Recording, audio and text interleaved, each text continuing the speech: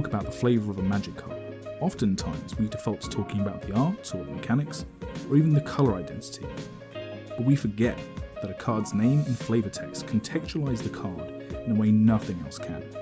Today we'll be talking to writer Anthony Tessitore about writing for card games and the foundational role text plays in building flavour. Welcome to Magic the Flavouring, the Magic the Gathering podcast, where we talk about all things Magic flavour, design and lore. I'm your host, Andy Mann. Hello, this is Nathan Cancel. And today we have a very special guest on the show. He is a CCG writer. He's a game designer. We have the one and only Anthony Tessitore. Hi, Ant. How's it going, mate? Hey, good. How are you guys? Not too bad at all. Very well. Yeah, nice. So we've got you on today, mate, to talk about primarily flavour texts and naming conventions in collectible card games. You have, your career in CCGs is based on writing primarily, but you've also moved into game designing as well. For our listeners who might not necessarily know a lot about you, because one of the things we're going to talk about today is kind of the under spotlight that writers don't tend to be in the spotlight as much. Like, for those of people that kind of need to know who you are, like, can you tell us a bit about yourself and your work? Yeah, absolutely. So I started out, I was a staff writer for Gathering Magic, what used to be Gathering Magic, now it's CoolStuffInc. So I would write articles, then I got picked up and I wrote names and flavor text for Magic. I started with Magic Origins. I wrote through, I believe, Eternal Masters. I can't remember exactly where I stopped. It might have been a Commander set. I think we, when we were talking before, we landed on that you finished with Modern Horizons, because Ren and Six was one of the last right. kind That's of right. cards. Modern Horizons. Yeah, you're right.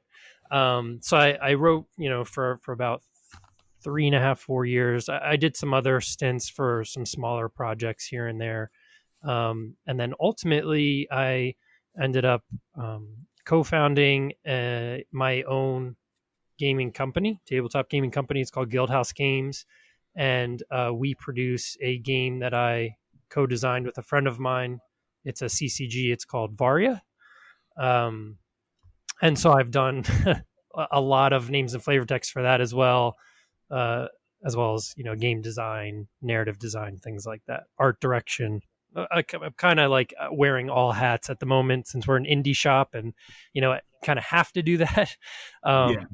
But that's where I'm at now. So.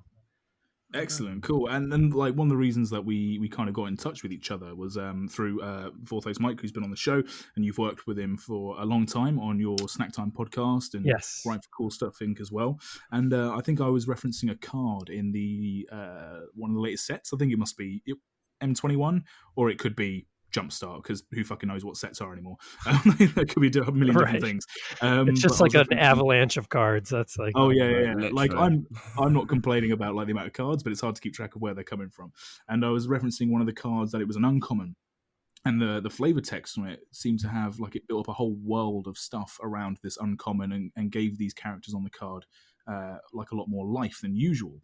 And like, we started having a big discussion about flavor text and how its uses in world building and all this kind of thing and the other. And like, that's your whole background. So when it comes to flavor text and world building, like, how important do you think, as someone who is a writer, is flavor text to a trading card game or a collectible card game? Like, how can it be used? So flavor text, really, names and flavor text kind of are in the same bucket because they're both game writing. The card name itself is one of, if not the most important thing on the card. I equate them to kind of like bookends, like, on a shelf, right? You have one bookend that everything leans on, right? That's the card name. The flavor text is there to kind of like keep everything from just falling apart, right? Title versus blurb. Right, exactly. So it's like flavor text is not always necessary, and sometimes it serves the card more by not being there, right? Like on a great example is anytime you've ever seen Lightning Bolt or Counterspell with that like really succinct, centered game text, like that one liner, and there's no flavor text, that's actually serving the card more by highlighting the game mechanic itself than it is if there was like this big paragraph of exposition there, right? Sure. But really, like when you look at a card, the name tells you everything, right? So, for example, the card that we were talking about on Twitter that you alluded to was Twin Blade Assassins, right? Sure. When you pull that card out of a pack and you see Twin Blade Assassins, what are you immediately expecting? Death.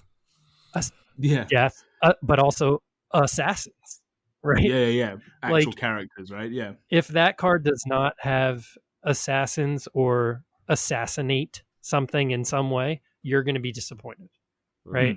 If that art showed like a dog and a cat, right, which is on another card in one of the sets that just recently came out, Twin Blade Assassins wouldn't really resonate. It would be more confusing than anything else, right? And so the name really just kind of like sets you up for what to expect, right? Sure. It's like anything else, like a movie title. You go see the Avengers, the movie's called Avengers, like you expect to see the Avengers, right? If the Avengers ever come on the screen, that's a terrible movie title. What flavor text does is, first and foremost, it's there to tie everything together. So if you have a mechanic on the card that maybe is very game heavy, so something that you would see a lot in like Magic the Gathering, but maybe doesn't have a whole lot of resonance. So something like sacrifice a forest to gain an effect, right? It's hard to kind of like tie a narrative to that just through the art or just through the name. And so where flavor text can kind of pick up the slack is that the flavor text can come up with this neat little sentence or two that either reinforces or explains why this particular elf sacrifices forests to get a buff. Sure. For example, right? So that's flavor text's like principal job, is to fill in any gaps that are missing in the card's narrative. When you have a card that doesn't need that because it's, you know, the name already does it, the art already does it, and the mechanic is super clear, so maybe like a fire breathing dragon, right? That's your opportunity to do some other interesting things, whether it's like world building or what we were talking about on Twitter, introducing new characters that maybe don't exist yet, right? It can serve as kind of this proving ground where you can build lore, because you know, Magic sets come out, there's 300 cards plus in a set, right? Each card has the potential to have this tiny little paragraph on it where you can throw out a lore idea. And it might miss with the community. They might not even read it. It might not resonate. That's okay. But if you write something that really resonates with a lot of people, like Fibblethip's flavor text did, right? Yeah, that was totally just a one-off, like, hey, let's just try this and see what happens. Yeah, right? obviously the community picked it up and they went with it. Yeah. Yeah, they loved it. And so of course that now becomes part of canon, and people, oh yeah, we always want to do that. We meant to do that. Like, no, it was just a, you know, throw stuff at the wall, see what sticks. Oh, here's a cute idea. Let's just see if other people enjoy it. Right. And then when they do, then it becomes a way to kind of grow your brand and your IP. Right. Sure. I think one of the cards that I was really excited, and we're talking about M21, which isn't one of the sets that you wrote for, but obviously the principles are all the same. Right. One of the cards I was excited with when we were talking about pushing new ideas and new characters, I think one of the things I quoted you was it's the card Enthralling Hold, which is just an enchantment aura, but the flavor text is a quote from a character called Tahim the Puppet Master, which, and I looked back, he's not a character that already exists in the game. He's not in any of the cards. He might be in the novels, I'm not quite sure, but I doubt it. So this is a new character that they either might have in the pipeline or they might just be trying out the name and the flavor, because it immediately evoked a lot of stuff to me as a player, and I'm sure it did to a lot of other people. Like, in your experience, is this something, if you were to write this kind of quote and then stick a name on it and it got approved by whoever the kind of art director is or the flavor director, is this something that you would expect to be taken further, or do you just kind of let that go? Like, how far can you push flavor text and introducing world building? So really you can do it as many times as you want. So I can give you a great example, actually. So when I was working on Amonkhet, I was doing names and flavor text, and there's a card called Magma Spray, right? It's like a one-off little like instant, right? Deals 2 damage, thing gets exiled. So it was a way to kind of get around the core mechanic of the set, which was, embalming your creatures and bringing them back from the graveyard, right? Yeah.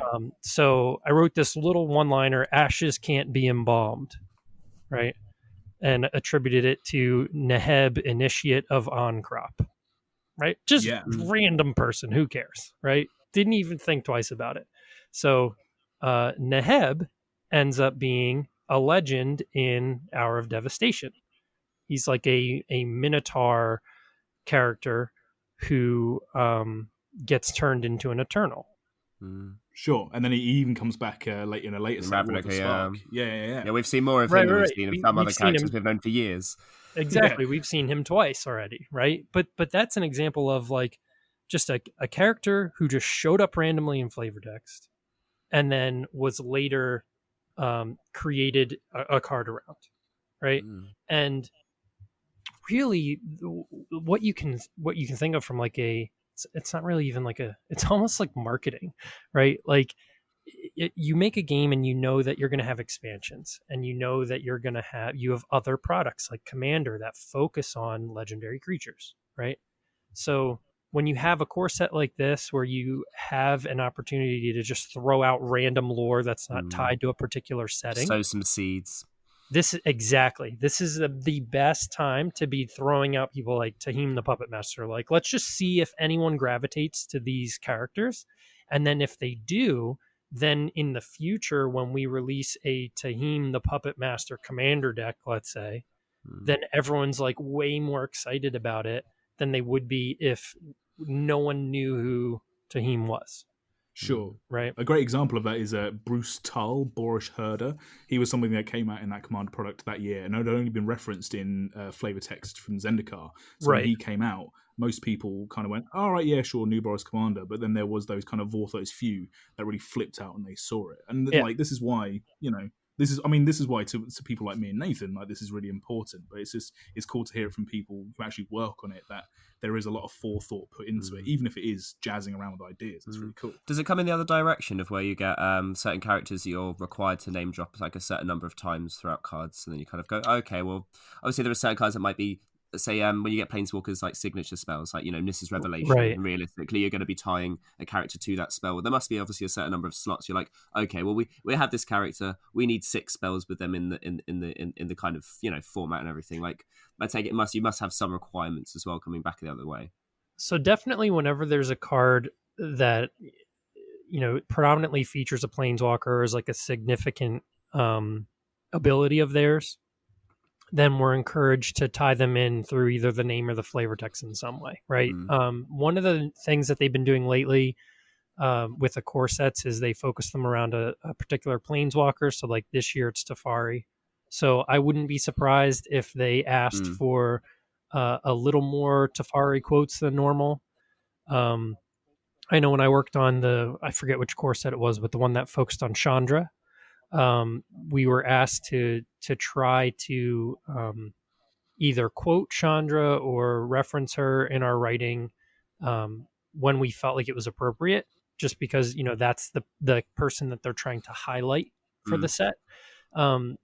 When it comes to just a regular set of like Amonkhet or Ixalan or something like that, they provide you a guide that tells you like, hey, these are our main characters, so if you do want to use them and reference them, you can, and that may even be encouraged.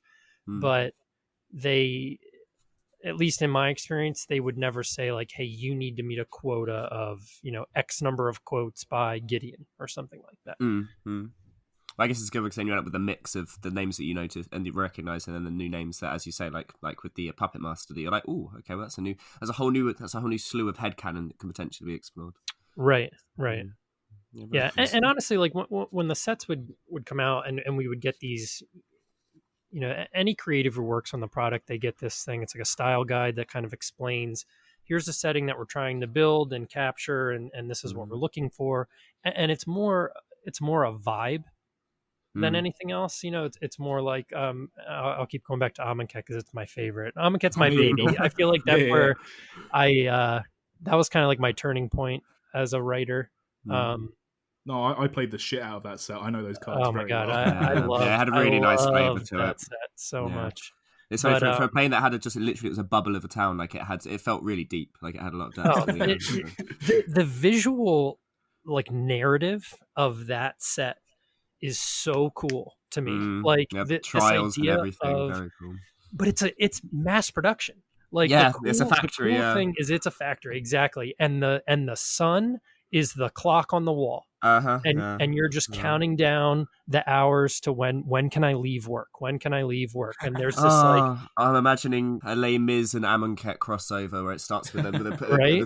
That'd be amazing. Oh, it's insane. And like the river is the conveyor belt, and the people are coming down it, and they're just like, oh, it's incredible. And then the salvation at the end, and it's not a demon comes through and turns the river to blood. Oh, beautiful. Right, it just wrecks everything. Just can you imagine that? Like, oh man, one more hour, we get to exactly. We've done it. And like the door opens and just somebody's there, like a demon is there. Like, I'm just gonna kill you. No, it's like in the Simpsons when they think they're in their cult, and he just ends up being a guy on a bike with a whistle in his mouth. It's all been a dupe. You've been duped this entire time. Thank you for your $5,000. Well, the really depressing thing about Amonkhet, which I always found is that there was this idea, if you were casually looking at the story, it would seem that Bolas comes in at the end and it's like, oh, he's come and he's fucked the entire plane up. But we've never seen Amonkhet true to how Amonkhet is meant to be, because the first thing we see of Amonkhet, Bolas is already there and he's already fucked the system. Right. It's crazy depressing when you think about it. So during Amonkhet, I actually worked on the team. I was the principal creative consultant on the 2 trailers that came out for like Amonkhet and Hour of Devastation. Yeah. And I pushed so hard and I didn't know, I wasn't privy to like where they were planning on taking it in like Ravnica and having, Nicol Bolas like summon his throne into the plane. And like, I didn't know all that stuff was happening. Right. But I was pushing so hard for like an Hour of Devastation. Cause like in Amonkhet, there's this setup where it's like, okay, there's this giant pyramid and there's this big throne that's empty, right? The God Pharaoh's like empty throne. And I just kept thinking, like, in Hour of Devastation, when Nicol Bolas shows up, like, how badass would it be if he just, like, landed on the throne and, like, kicked it over, like, just didn't give a shit about anything? Like, it was like, you idiots have been worshiping me? Like, I'm here to harvest you. Like, I don't care about this. So I was, like, trying so hard to get the trailer to just be, like, a bunch of people worshiping this throne, and then Bolas, like, shows up and just starts punching stuff and, like, just wrecking everything. Dream stomping, beautiful, fantastic.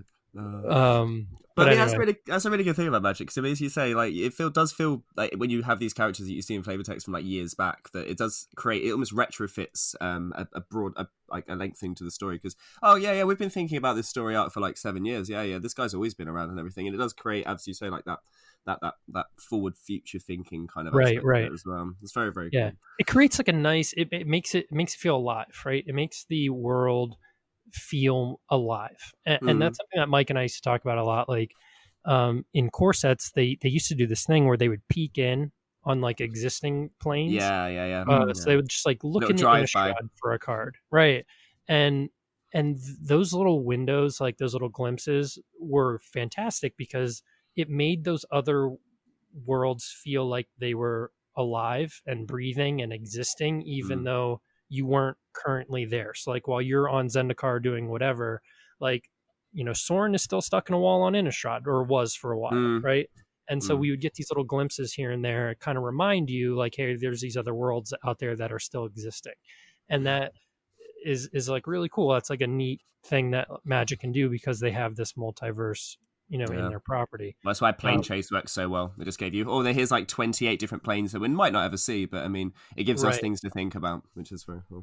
Well, this is a cool thing with something like Magic Origins, which was the first set that you got to work on, like properly for Magic, where Magic Origins was kind of is what they would have made as a core set at the time if they were still doing core sets. But it's trying to kick off this new overarching narrative for like the next 3 or 4 years.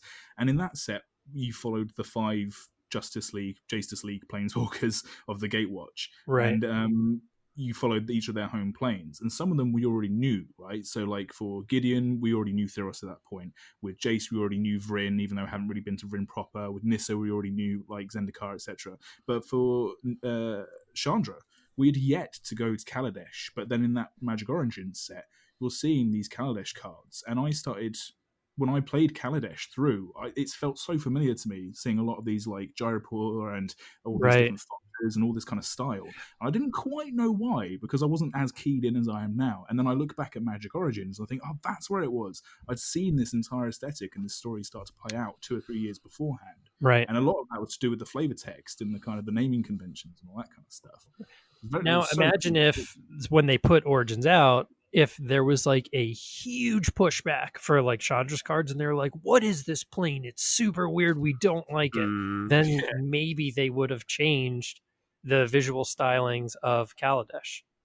Sure. And would have called it something different, right? Because they would have already kind of tested like market. It's like market testing. Like, hey, what do you guys think of this? Like, oh, these are cool. Oh, these Thopters are kind of neat. Awesome. Because in 2 years, you're going to get like a whole set of this stuff. So we're glad that you like this little snippet, you know? Yeah, that's very clever. I guess it is. Well, yeah, it is just good business planning, basically. Right. It is. They use us very well. Yeah. Yeah. I mean, we even do it like, so in our game, we have some cards that are like super, super generic because like in Varia, it's totally different from like any other CCG out there. We have 0 minions. We have 0 things that are summoned. Like the entirety of the game is if you and I, Nathan, got in a fight and we were 2 boxers, like cards represent punches, kicks, blocks, right? Oh, okay. And so the because it's so new, we had to introduce cards that were just purely vanilla. Like they have literally no mechanics beyond like the absolute base. Imagine like a 2/2, like a bear in Magic, like a 2/2 for 2, right? There's no frill. It's just like, I need to teach you what a creature is, right? And so on our flavor text, we've introduced a bunch of different characters and a bunch of different ideas for stuff that we don't even know if we have any intention of fleshing it out or not. It's just, let's just see what people think is interesting and gravitate towards, you know? And then from there, you can kind of flesh it out into maybe a realm or a world or a group of people or whatever, you know? Yeah, I suppose, that's really interesting because I guess obviously Magic's got this scope, this huge range, not only of planes, but individual like people and things. I guess starting up a whole new lore, like, how far do you range your initial bit of lore to test what people like and don't? Especially if you don't necessarily have minions and things. Obviously, I guess there's slightly less ability to do would you find there's slightly less ability to do world building in a game where you're mostly focusing in actions rather than the characters and individuals? Surprisingly, there's a lot of room. Like there's actually a ton of room to explore. And the reasoning is because people have the capacity to be so different. Like if you think about your 5 closest friends, all of you are different, right? You all have things that you like, things that you don't like. You would each punch slightly differently. One of you might kick while the other one might headbutt. Like you all have your own personalities. And so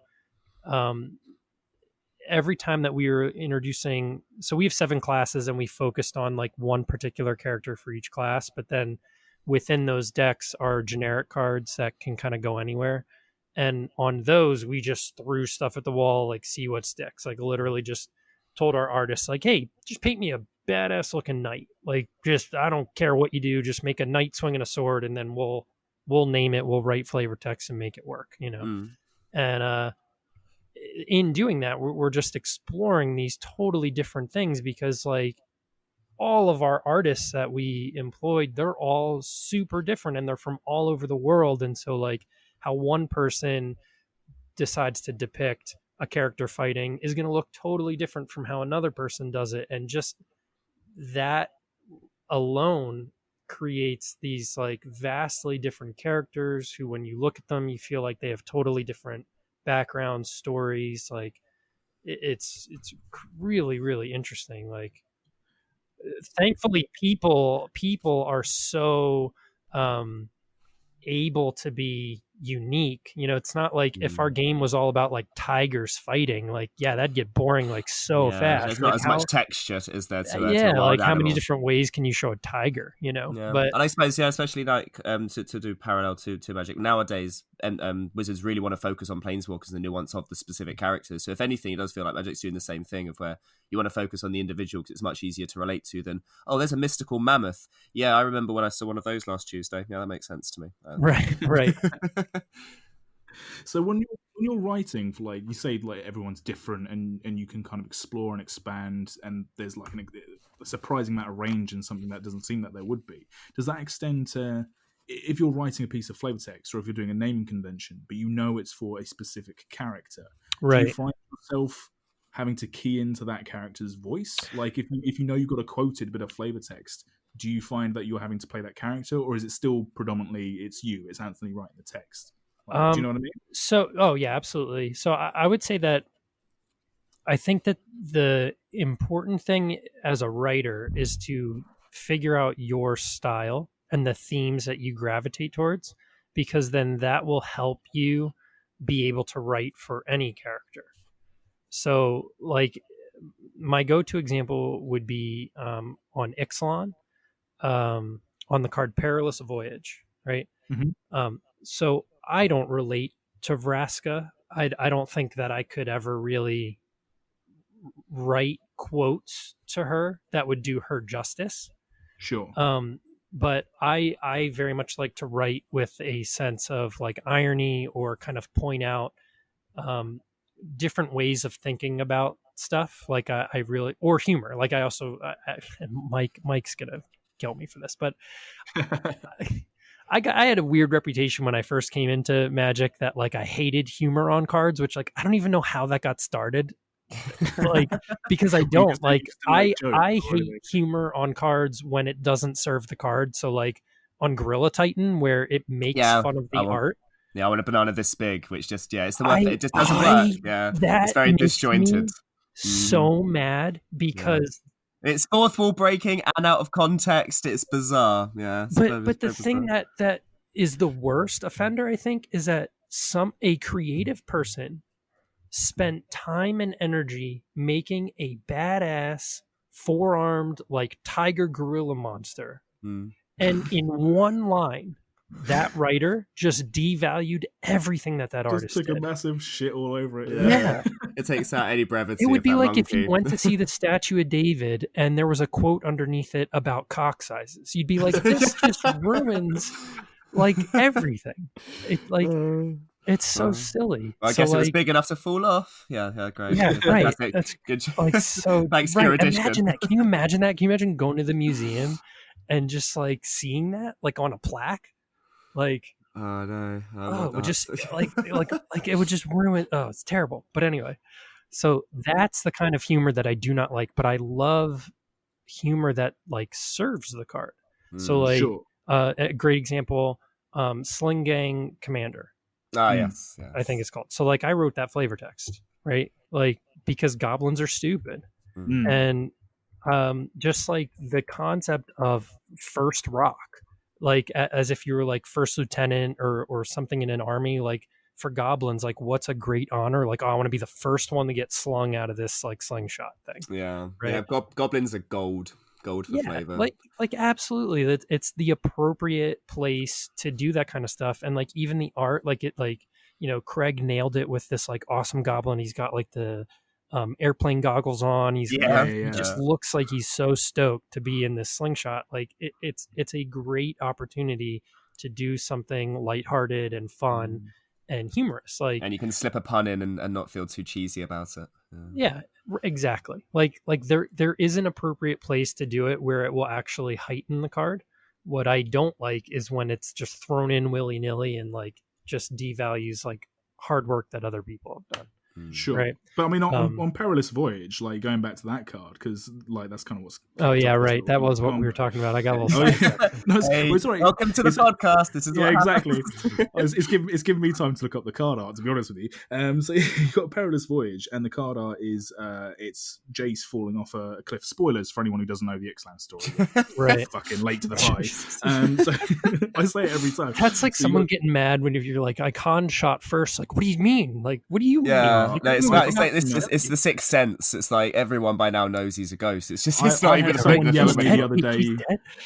I had someone yell at me the other day for like talking about episodes of Community, and I'm like, you have fucking let that ship sail, don't you? Oh my god! How can you be all about what else can we ruin for late? Oh, Neo dies. Neo dies. Yeah, so you have Jace falling off a waterfall, and Vraska reaching out to try and grab him and save him. And the flavor text is, for the first time in her life, Vraska tried to prevent death. Now there is humor there, like as you were saying, like right. it's irony. It's and there is humor in that irony, even if it is kind of dry and it is kind of dark. Right. But did you feel more comfortable like writing that for Vraska as opposed to having like a quote on there? Yes, 100%. Yeah.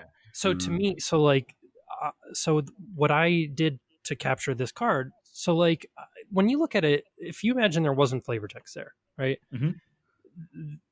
This is a very dangerous card to write for in terms of a quote, because it becomes too easy to have people like, no, or yelling or like something stupid like that, or like. So I knew right away that a quote probably wouldn't work here, but it was such a personal moment that was happening between these two characters that I felt like it needed something from one or the other, right? And just looking at the art, like, I found it to be ironic that Vraska, who is a Gorgon, who literally turns things to stone just at a glance, and on her first card would summon assassins that had Phage's untouchable ability, right? I was like, this is interesting in that she's trying to save a life rather than, wanton death and destruction, right?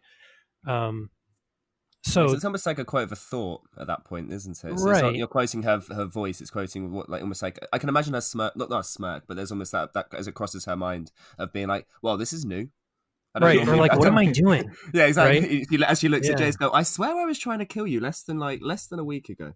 Less than a year ago. Like, yeah, that's great. And so like a lot of it, it's almost like, I used to talk to my cousin about this a lot because he, is a musician, right? And he always talks about when he's writing songs, like finding a hook, like what's the hook, and then you kind of build everything around that, right?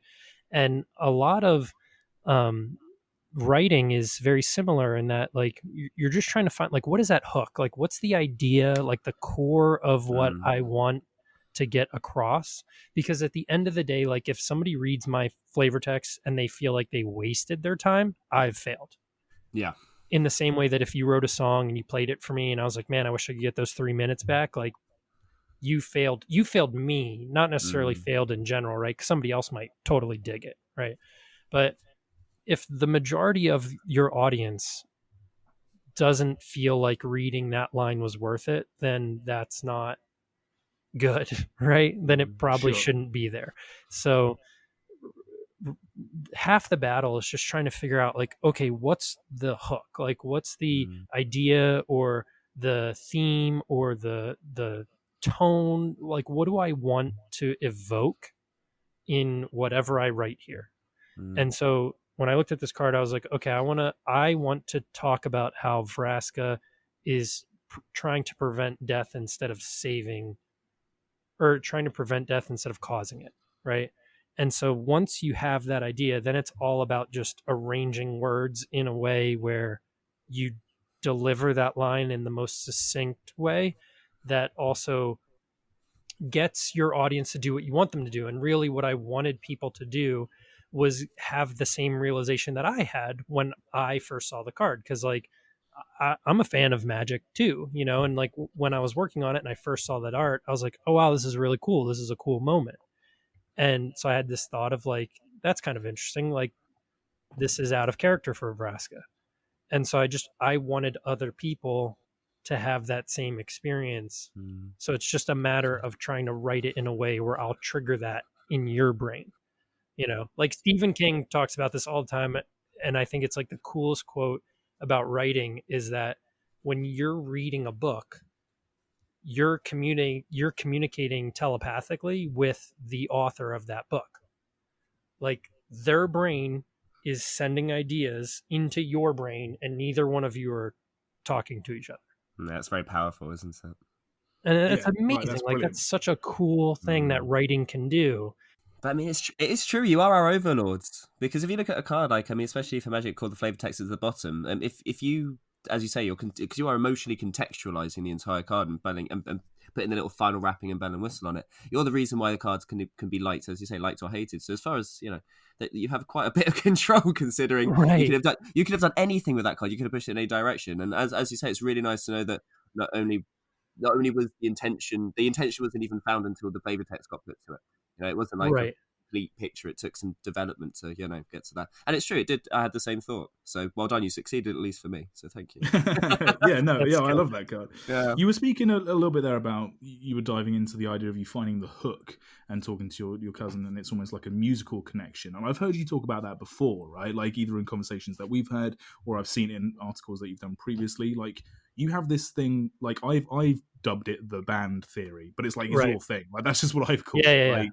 Like, do you know what I'm talking about? Can you absolutely. elaborate on this? Yeah. So like when you look at a card, right?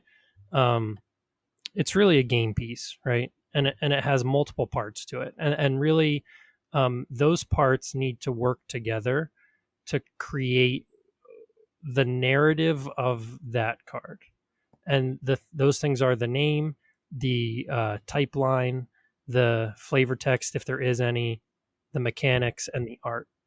Those are the kind of like 5 things. And really, if you want to lump the type line and the mechanics together, you can do that, right? Yeah. So really, you can think of it as 4 things. You have mechanics, flavor text, art, and the name, right?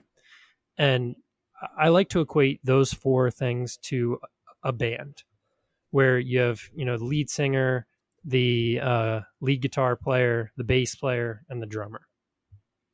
And so any musician will tell you that the 2 most important people in any band are the drummer and the bass player, because they're creating like the foundation that everything else is kind of built on. If you've ever gone to a friend's house who plays guitar and they sit there and they just play a bunch of solos for you and you get bored, but if you listen to like a metal song and there's this awesome solo like right in the middle, or like a Van Halen song and there's this crazy solo in the middle, but it makes sense because it's contextualized by like everything else that's happening around it, right?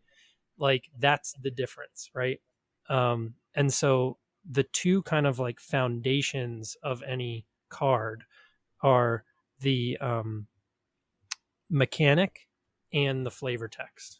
Sure. Like those 2 things can help just cement whatever the narrative is that this card is trying to capture, like in those 2 areas. And then the lead singer is the name, right? Because that's the thing that you see first. That's the thing that you read first. To go off my Stephen King thing, that's the thing that you hear in your head first, right? And it kind of makes you, it puts you in the right mindset. And then the art is like the guitarist, like the one who's always on, the artists, like they're the ones who are always on like the front of the CD in like moody and alone, like holding their guitar like it's like a baby or something with a spotlight. Yeah, they're the ones with their name on the card bottom, right? Right. Yeah. But like my point in saying that they're a band is that if you were to go see a band and any one of those 4 individuals was out of sync with the other 3, you immediately notice that, and it creates dissonance, and it makes it harder for you to enjoy the art. And when I say art, I mean all 4 of them working in concert, right? Sure. And Well, so this is the thing that we always talk about on this podcast is that, including the mechanics, everything on that bit of cardboard absolutely, makes that card resonate I don't know with how you. you have a conversation about flavor and not talk about mechanics. I mean, Like, that's our very first episode. We said that the idea of a Vorthos and a Mel, this kind of like flavor versus this function, and they're two separate things, is bullshit. Like, right? it has to Dude, come I together. They completely inform one agree. another. Absolutely. Yeah. I do not. I think that is such a wrong way to think about game design. Like saying like, oh, I want to create things for the Melvins. I want to create things for the Vorthos. Like, no, like you want those two things to be so intertwined Yeah. that there is no divide. Like those are the best games. Those are the best game pieces. Those are the best cards. Like the games where you go through a tutorial in the beginning and you don't even know that you are in a tutorial because it's so like engrossing and captivating. Like those are the best games. Nobody likes to play those Call of Duty games where you have to spend 30 minutes learning how to cock a gun for like the thousandth time. It's bullshit. It's so stupid. But like, what was it, like Halo 2? Where the beginning you like played through like a cinematic, or like any of the Metroid Prime games. Or Metal Gear Solid, when you open up and the credits are rolling, you're already playing. Yeah, You're already in the story. It's already happening. Phenomenal. Yeah. You like don't even realize what's happening, and like that sort of merging of flavor and mechanics is that's really why I say that that's like the bass guitar and the drums.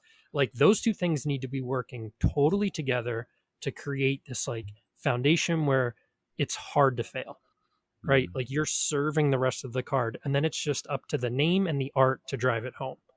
Nice. Like it's like nausea, like the card nausea, right?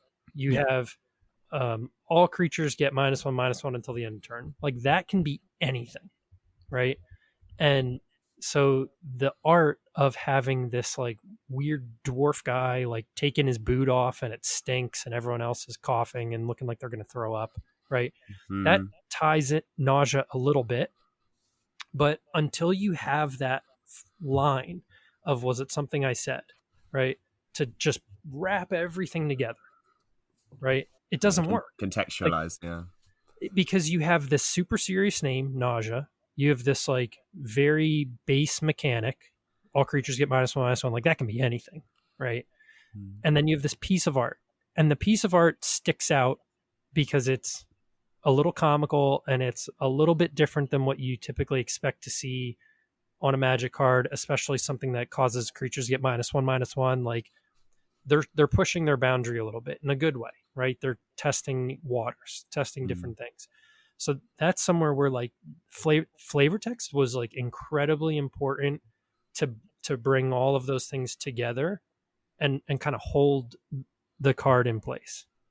I mean, that's so cool that you mentioned that exact card, Nausea, because they've printed in M21, one set that's just come out, Karavek the Spiteful, who's a legendary creature that has other creatures get -1/-1. So it's almost exactly the same ability, but that other creatures get -1/-1. In his flavor text, he talks about how he hurts his enemies and people who are on his side as well, because it's all other creatures other than him. Right, exactly. And is like, to look at it, if you were just coming from a Mel perspective, those two mechanics are almost identical, but everything around it, all this different other ingredients in the kind of flavor soup, completely round out to be, you wouldn't confuse those two cards, right? They are completely different and their own sort of thing, even though they're seemingly very similar.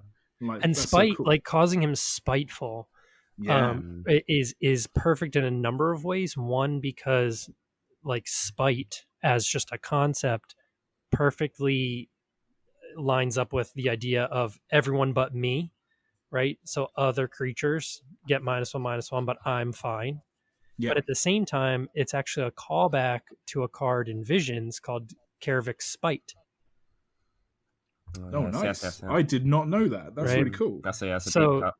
Like that to me is whoever named Karavek, because I didn't work on this set, so I don't know.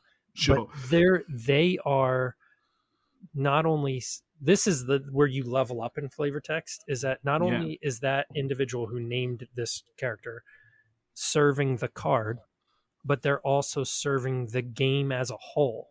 And this is a game that's existed, for 30 years, right? Mm. Like there's a breadth of cards out there now. And by doing these tiebacks and these little hints and callbacks and whatnot, you're not only serving the singular card, you're serving the game. And when you can do that, like that's a lot harder to do, right? Without it being super obvious or without it detracting from the card itself, right? Because it's like, to me, that's like the difference between making one really kick-ass song on an album and making a concept album. Like those are two totally different animals, right? And I think that's like a hallmark of a really good writer, when they're able to put those little threads in and have you not even notice. But the diehard fan who's been around since Mirage or whatever, like they'll notice, or someone who's on Scryfall and they're going through all the Karavik cards because they're trying to make a Karavik commander deck, and they're like, oh, Karavik Spite. Whoa, wait a minute, Karavik Spite. Karavik Spiteful. Like that's pretty cool, and then that's really cool. It kind of adds like a nice little layer to their deck. Yeah, cool. Well, talking about like leveling up writing and kind of making sure things go to the next level, like to bring it back to you a little bit more as a writer, you said that Amonkhet was like your baby, was like your set to really work on when it comes to Magic the Gathering. Like, was that because you felt that you improved as a writer, like yourself? Did you feel like your skills and your talents kind of exceeded, or was there anything that you played around with a bit more in that set that you didn't do beforehand? That's a great question. So yeah, put you on the spot a little bit. Really, you are putting me on the spot. Yeah, I feel like it was a number of things. Definitely, I felt like I was really hitting my stride as a writer. Like I just felt like my skills had really improved. I was on a I'm trying to think of the right word.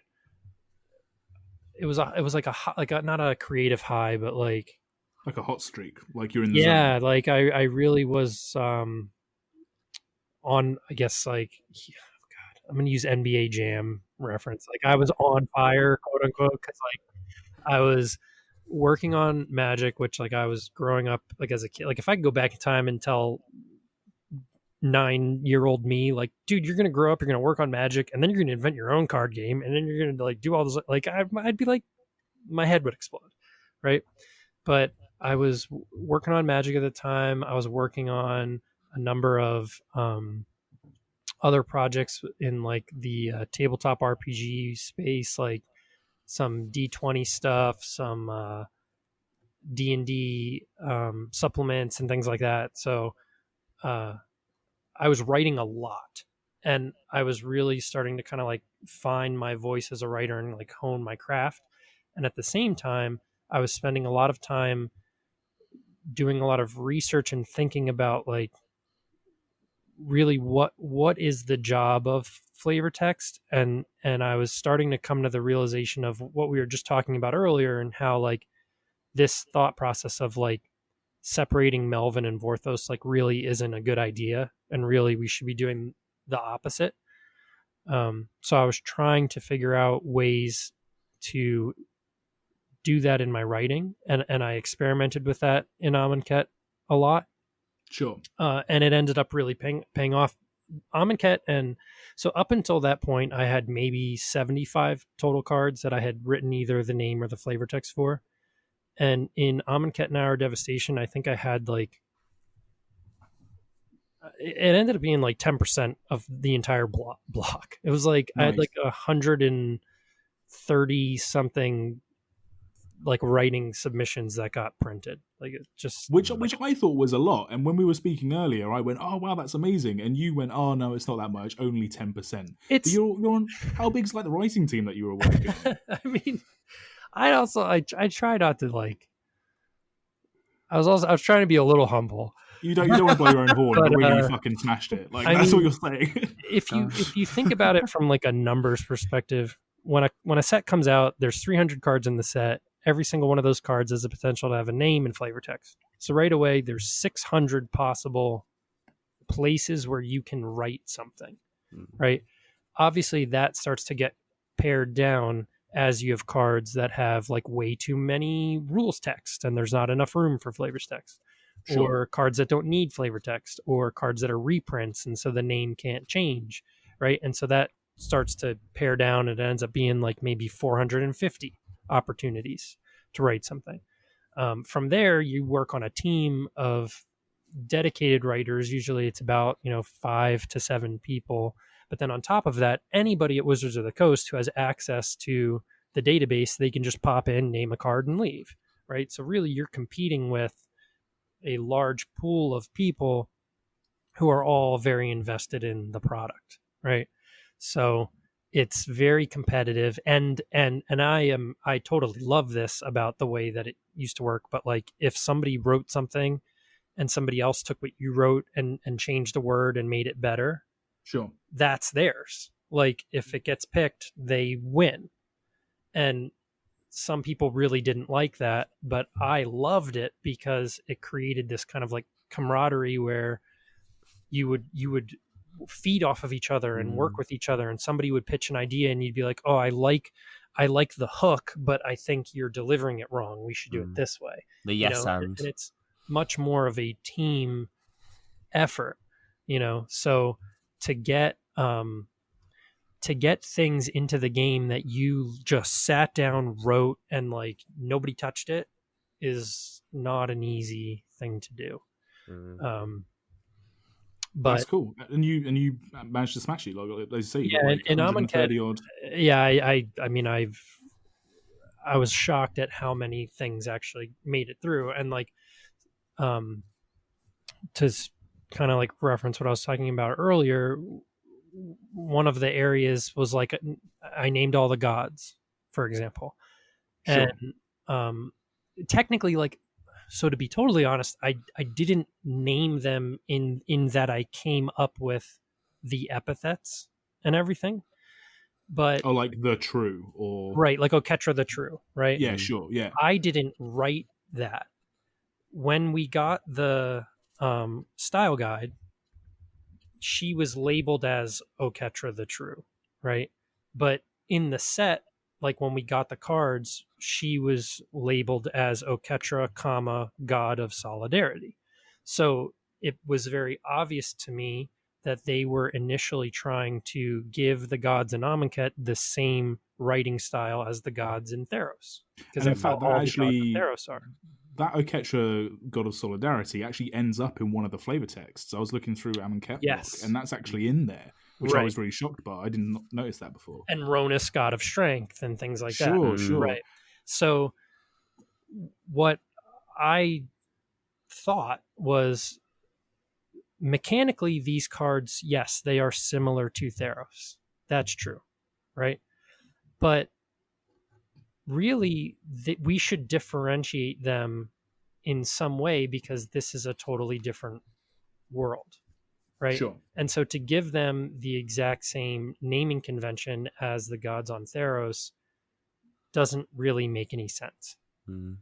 And so I saw these like cool ways that they were referenced like in the packet, and I was like, I think we should use these. And the cool thing about the tool we were using is that we could communicate. So I, wrote a little note. I was like, hey, like, I think that these should be differentiated, because we're on a, like, players are smart and they'll understand like that this is a mechanical callback that is like, hey, this is how we do gods, right? Yeah. As these kind of like pseudo enchantment things, that creatures that kind of like turn on and off.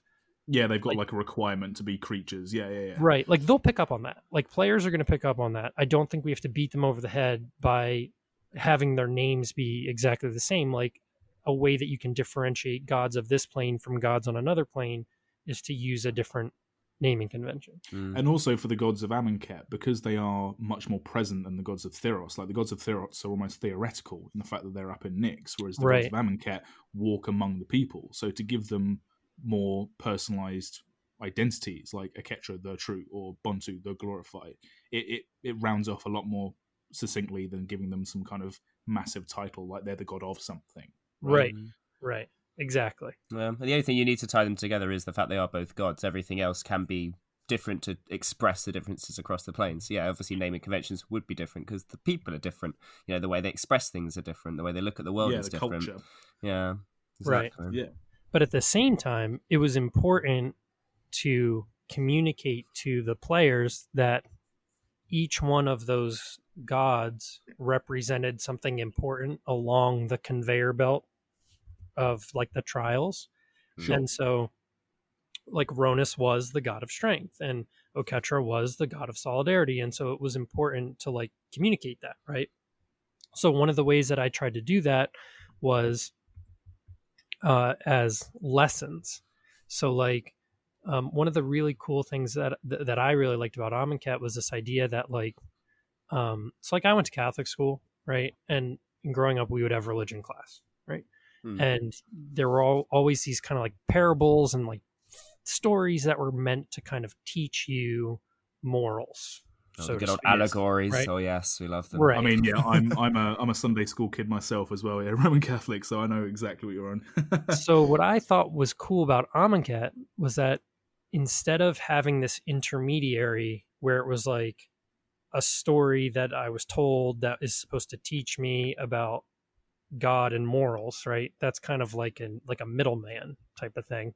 On Amonkhet, the God is like right there and watching me fail, and almost like a parent, and telling me like, "Hey, do you know why that failed? Because you did XYZ. Don't do that next time."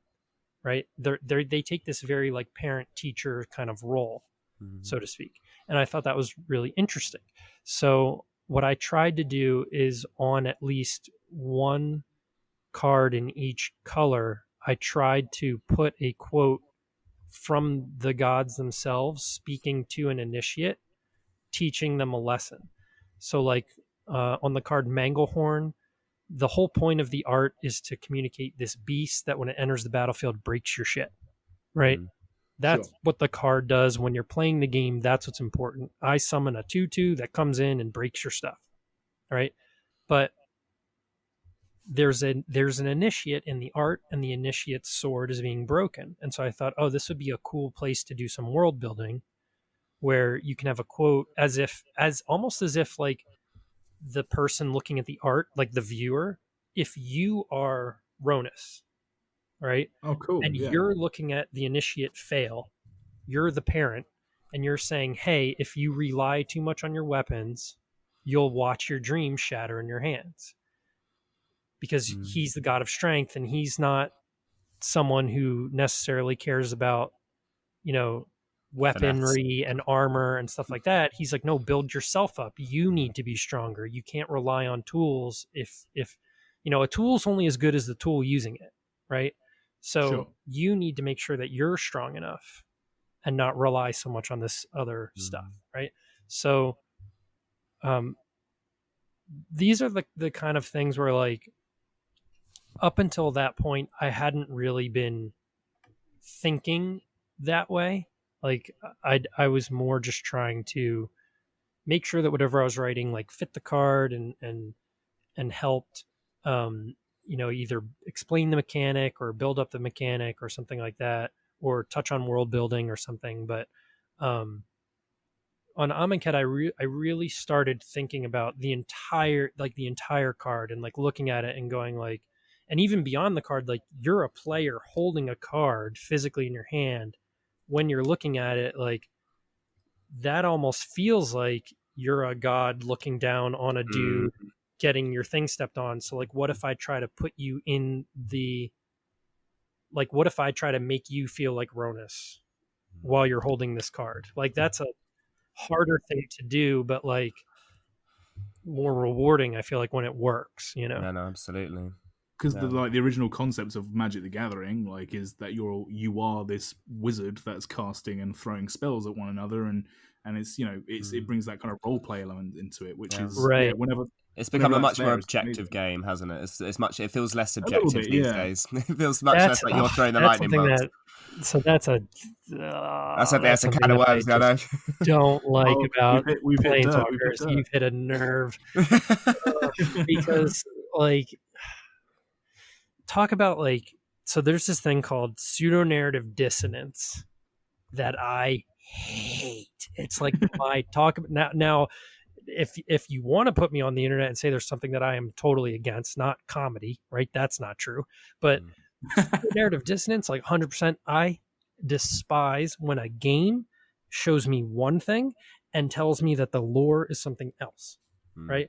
I jokingly say that Odyssey is my favorite block of all time because it is the biggest proponent of pseudo narrative dissonance. Like you have a story about pit fighters in an arena, and all of the mechanics are about death in the graveyard. Like nothing makes sense. It just doesn't line up. At talk about Melvin and Vorthos being on like opposite sides of the planet, right? Like it doesn't make any sense. And so what I don't understand right now in Magic is that you are a planeswalker. Like you, the person playing the game, you're a planeswalker.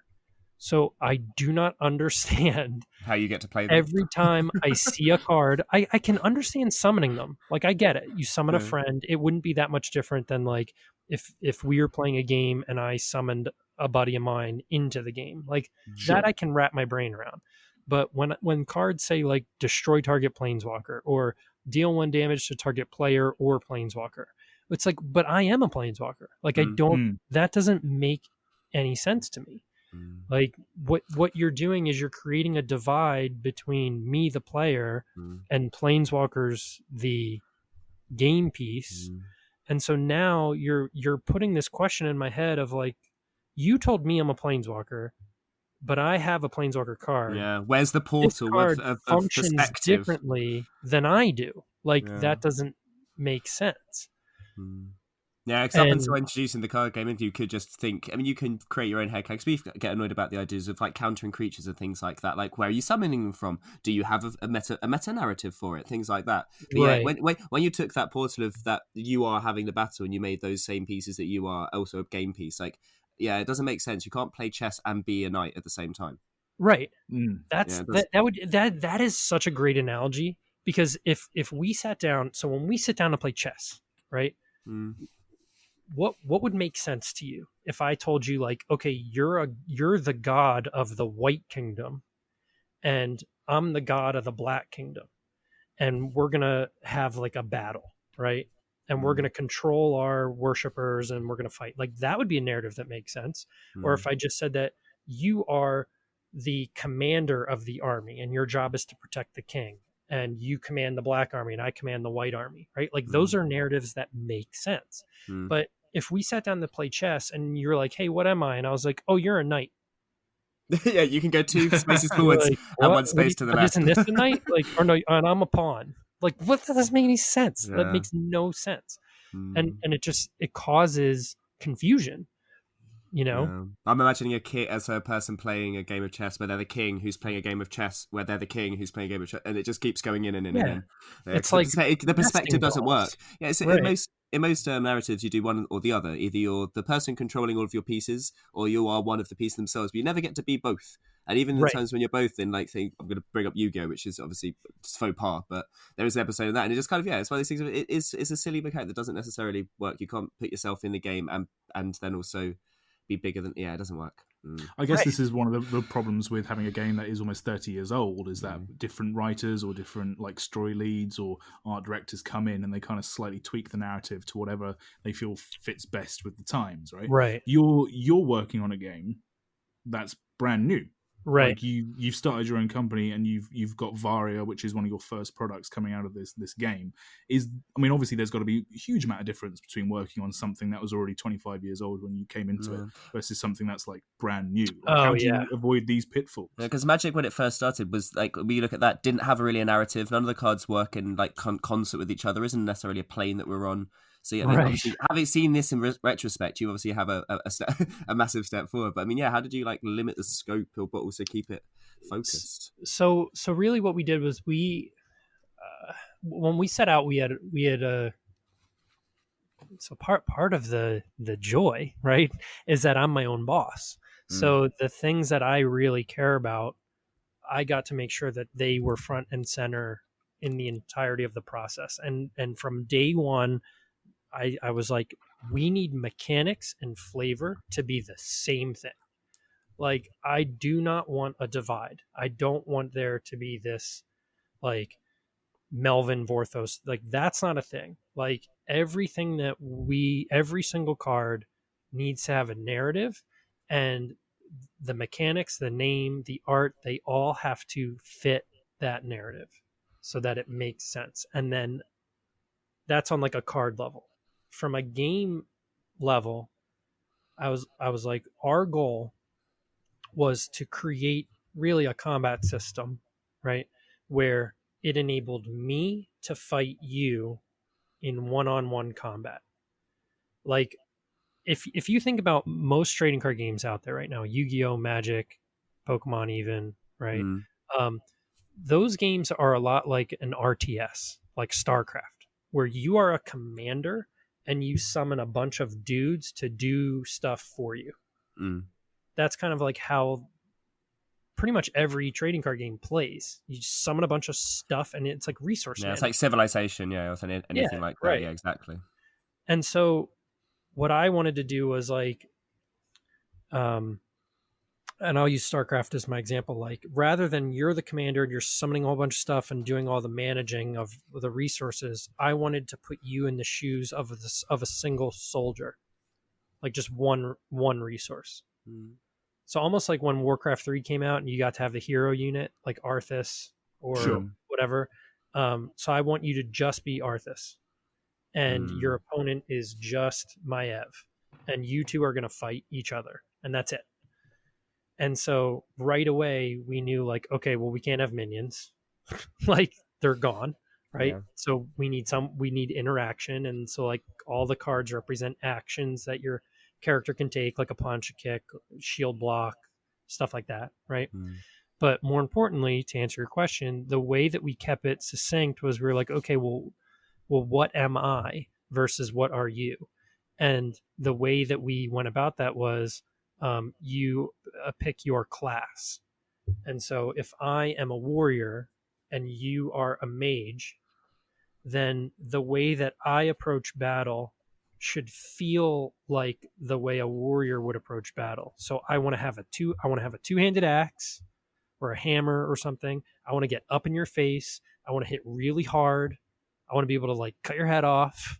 Right, we made a list of stuff, and there we literally have a card called Decapitate that, like, if you get it to work, you immediately kill the opponent. Like, you just cut their head off. Because that's what would happen if you decapitated someone, right? That's what would happen. Flavor and function. If you were fighting a warrior, right? Like, if you were in Skyrim and you came across a dude who maxed out in strength, like, he's gonna get that cutscene where your head goes rolling down the side of the mountain. Right? So, like, the cards that exist in that deck put you in the shoes of this, like, burly, just awesome frontline warrior. And when you're playing the game, the way that you approach playing the game makes you feel that way. Now, the mage, on the other hand, is all about disengaging, getting out of range, and then taking different cards and fusing them together into, like, these big, like, bombastic spells. And so you get this kind of feeling of like an elementalist, where you can take fire and water and mix them together and create something new and just, like, hurl it at your opponent, right?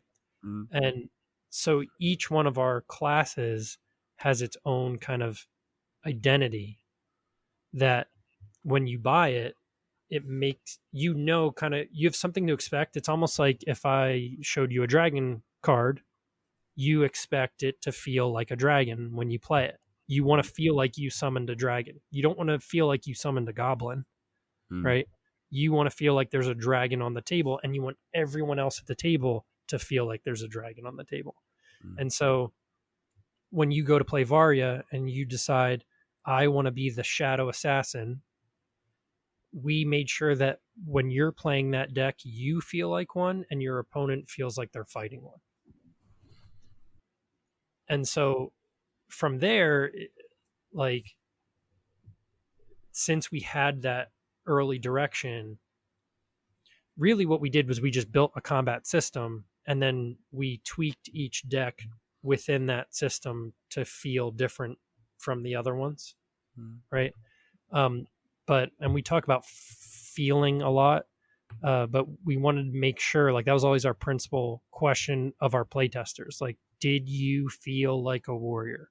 Did you feel like an assassin? If they said no, then we went back to the drawing board and tried again, you know, because that was like, cool mechanics are cool, and there's always going to be interesting mechanics in any card game. Like, that's not the hard part. The hard part is picking the right mechanics that make you feel like you're in the shoes of whatever it is that it's a lot like writing. Like, Sure. I'm trying to get an idea in your head, right? So, like, through playing the game, I want you to get this sense that you are an assassin, you know? That's really cool to like sort of hear, because one of the big draws of Magic and one of the things that we talk about a lot on this show is the fact that different colors and color identity comes a lot into like how you play the game and the kind Right. of the paths that you take. And it seems that you've distilled that with Varia into individual characters, and it's a lot more personal. It's a lot more hands on. Right. So, right. What we ended up doing was we went kind of like the RPG route. Yeah. We used attributes. So, like, if you play D&D, it would be like strength, exactly. dexterity, Cool. that kind of stuff, right? So we have an attribute system where different attributes are able to do different things mechanically, right? But we also have a class system that really puts you, like, aggression warrior. You're going to be a frontline, like, in your face, awesome fighter, right? If you're a intellect based warrior, you might be more of a fencer, or like combat tactician, where you kind of watch your opponent and learn from them before you start fighting. Cool. You know, or like a subtlety based warrior would play differently. You might feint a lot and pretend you're going to punch, but then kick and try to catch your opponent off guard, you know, and do that kind of stuff. So it enables a lot of freedom in that within those 7 attributes. Like, we can do the same class over and over and over again. We could do 7 different warriors, but they're all going to feel slightly different. Almost like if you did, you know, Magic does cycles sometimes where they'll do 5 different knights, and you'll have like a red one, a black one, a white one, a blue one, and they're all knights, but they each do something slightly different because that's what that color would do. And it's a way of like telling a story, like it's narrative through playing, which is really cool. Oh, it's my favorite. It's my favorite thing in the world. I love it. We're running a little bit over our sort of usual hour. Are you all right to talk for a few more minutes? Like, I'm totally. Yeah. My kid's asleep, man. I got nothing to do. That's cool. One of the things I wanted to talk to you about, and it kind of hooks back to writing, but it's a little less about the sort of artistic side. It's more about the practicality side of crediting writers. Right. So one of the things that I've always tried to look at, and I know, Nathan, you've tried in the past as well, especially since doing this show or being more involved in Vorthos culture, is if you try and look up a list of names of who wrote what fucking flavor text, or like who actually put pen to paper, like, it's so difficult to find a list, because as you said earlier on, like, it's actually a lot more collaborative than maybe being an artist would be, because an artist, it's just you and the canvas and you do your thing. And even the art, like, even now, like, if you notice on Twitter, something that they've started doing is when they show an art, they'll say who their art director was. Oh, sure, yeah. So like Cynthia Shepherd, for example. Even the art is more collaborative than you might think, you know. Sure. I mean, that's a cool point. Like, they do credit art directors quite a lot now, which is actually a really good thing. And I have so much. Oh my god, I have so much respect for art directors now, because, like, for our game, I've been having to commission artists and, like, tell them, they're like, "What should I paint?" And then I have to tell them, and then on top of that, they come back and they say, "Hey, can you give me feedback, because I want to grow. You know, I want to get better as an artist." And, like, what's kind of cool about our game is we have a lot of young artists who are, like, fresh out of school or just graduating. Like, they want to work on the big name product, like Magic, obviously, and like D&D and stuff like that. We're kind of like a stepping stone, which feels really cool. Like, that's like, you know, we're like the CBGB before the band gets famous. Like, we're kind of the first step, the first gig that they're getting, you know, outside of school. But at the same time, they're coming to me for, like, you know, pointers and like, how do I get better? What do I do? What do I do differently? And so like, I've had to like do a ton of research on just like art direction and like, what are the things that I should be looking for and what should I be asking these people to do? And just in taking like courses online and stuff, like I've just learned to have so much more respect for like an art director, because I got to imagine that they're doing the exact same stuff. Like I've never done that for Magic, but I have to imagine that like Cynthia Shepherd, like when she sends out a request to an artist and they send back sketches and she has to pick the sketch that works best for the card. It might not even be the best in terms of like what would make the coolest piece of art, but it's the best image for the card. Then she has to tell the artist like, hey, this, you know, and these are like hugely successful artists, right? Like Seb McKinnon, you know, like she has to tell Seb McKinnon, like, imagine turn down to Seb McKinnon and go, sorry, buddy, not this time. It's not. It wasn't quite. Yeah. or like she like 4 or 5 sketches like, at a time. You are 90% of the way there. Here's how you get to 110. You know, and like that's cool. Like that's like a really neat piece of the kind of like total narrative of that card, and her name doesn't show up anywhere either, you know. Well, this is the thing, like it's hard. Like we spoke earlier about like artists being the lead singers and, you know, kind of being at the forefront, and like rightly so. Like the art, the visual art of Magic the Gathering is one of the reasons it's such a good game. And it sells the game 100%. Yeah, and I don't think artists get even enough credit or the forefront. Like, but the thing which you've done in Varia, which I'm looking at the card Flurry of Fists. This is a card that you showed me. Is that you've put in the bottom left hand corner where you would find like the artist name. You've put the name here, Mike Burns, and then you've got a word next to it, Trifactor. So this is you crediting them for multiple things on a card, because there's no writers credit or there's no art director's credit, but here because you're a smaller workshop, like you're a smaller like games company, people do have to do more things, right? So you can actually afford to credit people and put their name out there, where otherwise they wouldn't necessarily have that ability. I'm also my own boss, and like I'm in like a cool spot where I can just try shit that I always thought would be neat, you know? Like, and we're not an established brand, so like if we screw something up, like who really cares? Like nobody's gonna care.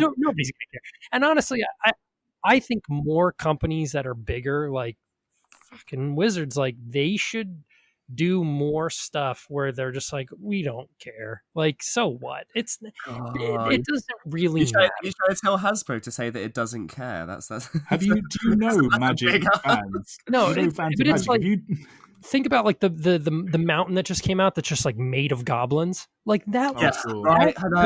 Those are the kind of ideas where like 99% of the time the brand team is like, we can't market that. Like, don't do that, blah, blah, blah. But somebody's like, nah, man, this is cool and it's different and it's fun, you know? But the worst thing is now they know it's successful. They're only going to do it every now and again and milk it. Now we're just going to get a million, like, we're going to get a mountain of sphinxes or something, or Fibblethipps or some weird thing, you know? But I guess my point is that like, so, and Mike is, I'm fortunate that Mike is a really good friend of mine. We used to, I used to work, I'd have to travel for work, and I would stay in like northern Jersey, and Mike lived in, I think he lived in Jersey City at the time. But him and I would meet up, like while I was away from home, and we would just get pizza. We would meet at like a local card shop, and we would just play Magic and like, you know, hang out. Like he kept me sane because I was away from home. And, so we would just like, we kind of like became friends that way. And then I was working on Varia, and I told him, I was like talking to him about it one time, and he was really interested. So I asked him if he would play test with me. And this was back when like, it was just like a terrible game. Like it wasn't even a good game yet. And so he just like relentlessly played again and again. Like we would just meet up online and like play over Tabletop Simulator on Steam, and just like religiously, like twice a week, every week, we were just play testing, like me in my hotel room. Right. And, over time, like I just asked him, I was like, hey man, like you got any ideas for cards? And one of the ones that he threw out there was Flurry of Fists, like this idea of just like a whole bunch of punches in a row. And I was like, oh man, that's actually really cool. I like that. So then I was like, dude, you got to do the art for this card. Like you did the design, like you should do the art. So then he did the art, and then it dawned on me. I was like, Mike, like you have a really interesting opportunity here in that if you wrote the name and the flavor text for this card, you would have the trifecta. Like you would have the written flavor, the mechanical flavor, and the visual flavor. You will literally have done everything from top to bottom. That's a rare thing to have that kind of influence over an entire card. Right. Like when does that ever happen? And so he was like, all right, I'll do it. And so he wrote the name in the flavor text. And so I was like, I have to credit that somehow. And so that's where we came up with that, like, rather than just an artist credit, he gets a trifecta credit. Right. That's really cool. I'm hoping that we can keep doing in the future, like because right now the artists that we hire, they don't know what Varia is, right? Because it's never existed. Sure. But whereas like Seb McKinnon, like Seb grew up playing Magic with his brothers before he became a Magic artist. And so like hopefully one day we'll have that similar thing going on where like people who play Varia will then want to work on it. And then, I can try to get them to like, hey, would you want to try designing a card and then like get the trifecta? Like that would be kind of neat, right? And like hopefully that becomes like a thing. But to answer your question, sure. In terms of crediting, it is extremely difficult to credit someone on a piece of the card when it is highly collaborative. So in Mike's case, it was super easy because he literally did it all. Name, flavor text, art, mechanics, like he did everything. But on a given card, you might imagine that the name was written by one person, the flavor text was written by a different writer, the art was done by an artist who worked with an art director, the mechanic was done by a team of designers. So you have like 7-8 people who kind of like had their hand in that particular card. Not to mention the graphic design of the frame that you're looking at.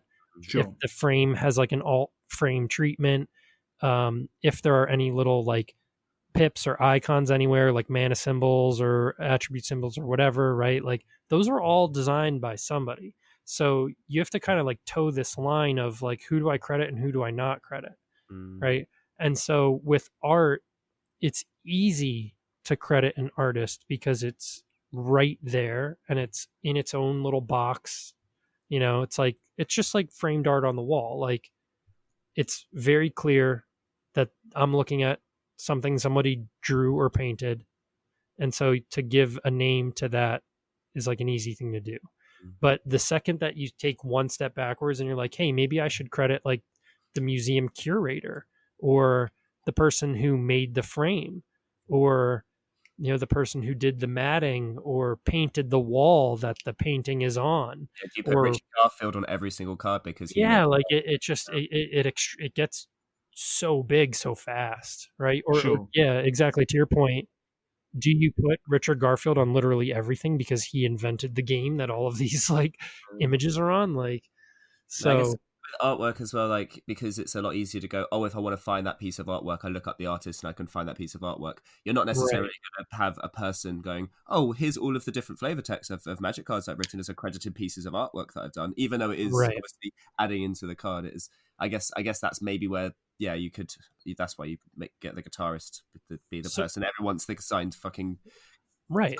They fixate. It's fixated on like because you have this basically you have this awesome thing happening in front of you, right? If you go back to like a band example, right? When you're seeing a really good band, you have this amazing thing that's happening in front of you, and it's a lot easier to fixate on one piece of that entire thing than it is to just associate the entire thing as being awesome. It's the same reason why like when you go see a movie, you say that's my favorite character and you kind of like fixate on one character, even though like the reason you like that character so much is because you love the world that they were in, you love the way they were interacting with all the different other actors and characters, right? It's not just that character. You Sure. can't just take Han Solo out of the movie and just have him be awesome all the time. Like, Han Solo isn't that cool at Burger King. Like, he's just not. You know, he's only cool in the bar in Tatooine shooting first. Like the whole setup is what makes you love Han Solo. You know, and it's the same thing with music. Like, you fixate on, I really love this guitarist. It's the same thing with a Magic card. You're just like, I love this art. Like, this art is the reason that I really like this card, even though that might not be true. Right. But it's the easiest thing to just kind of like lock onto, because it's literally it's half the card. Right. And if you've never played the game before, it might be what got you to try it. In the same way that if like you've never heard a band before, if you hear a really sick guitar solo, you might be interested to like try that music, right? Sure. Or like if you see a poster with Han Solo on it or Boba Fett, right? You might be like, I kind of want to see what that's about, right? Because that just looks cool. So it's the hook that gets you in, but it might not necessarily be the reason that you stick around. Sure, because it's supported by the writing and everything about the card around it. Right. Cool. So it's like, I mean, there's a lot you can do. Like, you could try. We tried like saying like, okay, well, what if all of the writers were on a team and we called them like Team Black or Team Blue or something. Sure. And we just credited like, you know, artist credit, person, writing credit, you know, Team Green, right? But even that starts to break down, because like Team Green could be like Nathan and myself, and then like Team Blue could be the two of you, and Team Red could be like me and my brother. And then it's just like you have to track like all these different teams that have different people on them that like intermingle between the different things, and it becomes like a total mess unless you plan on like always keeping them separate from day one, which is super hard to do. Yeah. Sure. Yeah, it's a tricky middle ground to strike. Right. So it's just easier to not do it. Yeah, just say it's a choir. You don't need to list every single name in the choir. It's the choir, and then it's the choir that you appreciate, not the tenor or the alto or anything like that. I mean, that's fair enough, and I really like that idea that it's a collaborative process, and it's really cool to have chatted to you for like the past hour and a half or so, because as I said to you in one of our initial conversations, like to kind of get you on the show, was that to people like me and to people like Nathan, who like we're invested, obviously, because we're doing a podcast about Magic. Yeah, we like the whole band. We like the whole band. Exactly. But like we're still essentially players. Like, we're not part of the creative process. The writing seems to be still a bit of a mystery, whereas the art processes are now a lot more kind of explained or sort of shown and celebrated. Like, the writing is still something that's shrouded in a bit of mystery. So it's really cool to have you come on and sort of chat about it. It's, you know, and I hope you guys get to chat about it more. I made this sound like this is the first interview you've done. Like, I know you've written like so many articles on things like cool stuff, but oh my god, yeah. Like, it's almost like we don't see enough of it, you know. Yeah, it's I mean, it's one of those things where like it takes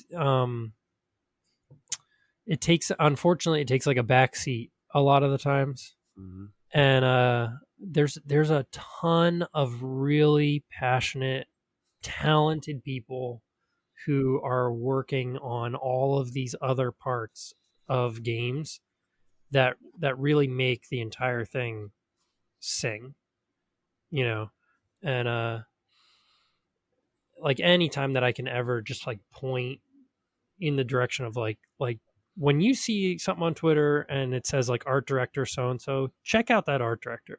Sure. Like, see the other things that they were art director on, and try to imagine yourself in that role where like they're getting a whole bunch of different images coming in for if you think about it, like the artist gets one card and their job is like, I need to make this card awesome.